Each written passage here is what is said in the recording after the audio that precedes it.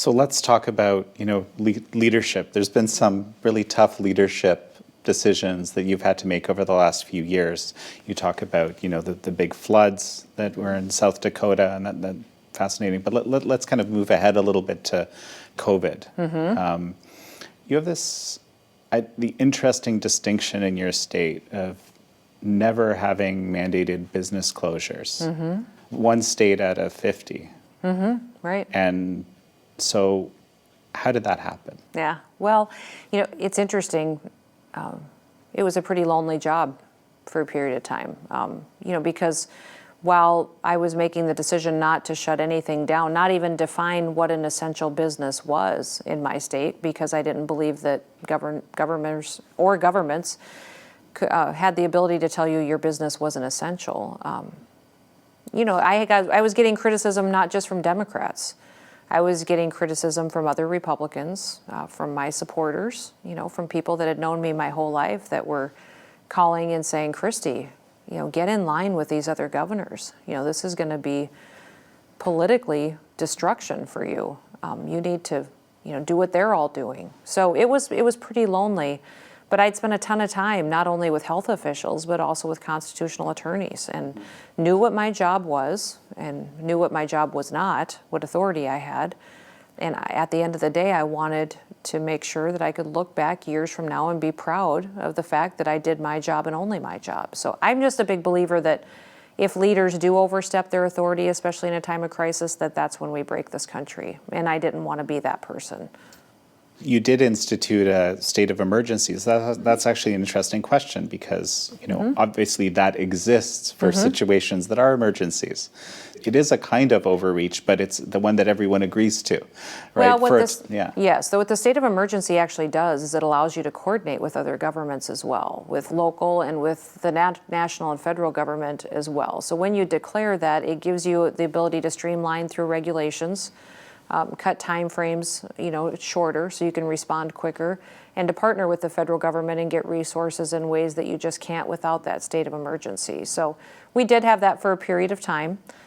And then we also, I think we're the first state to let it go and to let it not be in place anymore and recognize that life had to return back to normal, that we could, knowing what we knew about the virus, not have to worry about necessarily that expedited approval process and make sure that we followed through on still taking care of people. I think what's important is we saw in so many different states people penalize others for not falling in line, enforcement mechanisms that were not possible. We certainly made recommendations, but in every emergency declaration or executive order that I had, the language was clearly in there that it said, shall if possible, should if possible, which meant to the people that I believed strongly they should do this if it was possible for them to do so. Leaving that flexibility was incredibly important for me. We live in an era of censorship and disinformation, and it can be really hard to know what's true and what's false in this information climate. To get honest information and insights you can trust, join us on Epoch TV. You can sign up for your 14-day free trial at ept.ms/free trial Jan. That's ept.ms/free trial JAN. Obviously, people's right to make decisions about their lives very important to you. Mm-hmm. We can see how the farm life contributed to you thinking this way. So right now, I think you're in a position where because none of these businesses were locked down or closed, that the state's doing pretty well. Yeah, the state's doing fantastic. And I'd say that's a direct result of the people. It's amazing the things that they did to come together to really tell the story of South Dakota, to invite people to come and visit us. A lot of the people who came to visit us in 2020 were so inspired by what they saw of this state protecting freedom. They went back home, packed up their families, and moved. We have tens of thousands of new people that have moved to South Dakota. Hundreds of new businesses. Our economy's the strongest economy in the nation. Our kids are leading the nation in educational outcomes. Our incomes are going up faster than anywhere else.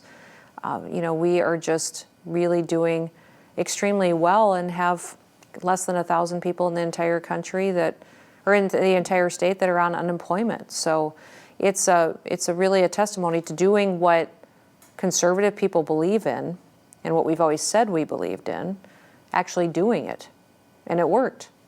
Some of the criticism you got early on, I remember seeing it, was simply that you're not following the science. No, that's true, but the science that they were saying was science was not even true. You know, I started talking to health experts that they were referencing. I also went further and looked at other studies, talked to other people in other countries, states that were on the ground, were dealing with people that were sick in other areas of the country before it ever got to South Dakota. I think that perspective helped a lot.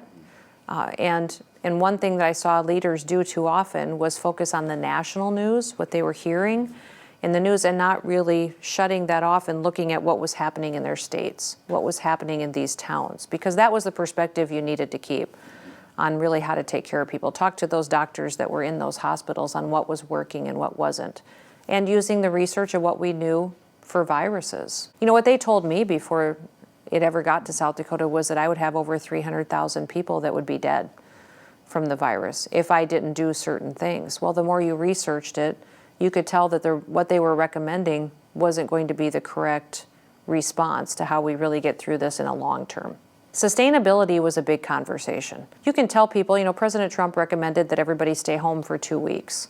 And I think virtually everybody in the country stayed home for 2 weeks. In South Dakota, I recommended that people listen to the president and stay home if they could. But after that, you realize, how long can we do this? And that was a big factor for me too, is what is a mechanism, something we can tell people would be a good thing to do, but that they could do for 6 months or they could do for a year. Because doing something for a short period of time only would delay the amount of sickness and the bubble and the curve that we were all looking at coming. So that was, you know, that perspective of having a balanced approach was really important. You put a lot of value in sort of maintaining only your constitutional authority and nothing more. That's what you referenced. Why? It's my job. You know, I guess I've learned an appreciation for that. I've seen enough policy get overturned in court because it went beyond what the authority was that was given to either the legislative branch or to the executive branch. I've watched throughout the years, you know, I screw up every day. And that's the thing that I think is important in this country, is I'm not perfect, but I do want to be teachable. And, you know, I've had different positions over the years while I've been in elected office that I've been very clear on, and then I learn more on an issue, and I think, well, you know what, there is another side to this story, and if I'm going to learn more or have a little bit of a different perspective, that's a good thing to explain to people. So for me, the one thing that's consistent, that's protected this country for hundreds of years, is literally the framework that our founders gave us. And it is what, you can't go wrong as long as you start with a good foundation. It'll keep you even during the shakiest times. So many times throughout the last several years as governor, that was my guiding light to come back to our state constitution, our U.S. Constitution, to really understand what my role was as governor. Because it's a very different role than serving in Congress. And it was a very different job. So that's what I needed to make sure that I was always remembering was, while I did this job for 8 years, now I'm in a different role, and this is the authority that I have, and I need to make sure that I follow that guideline, that job description.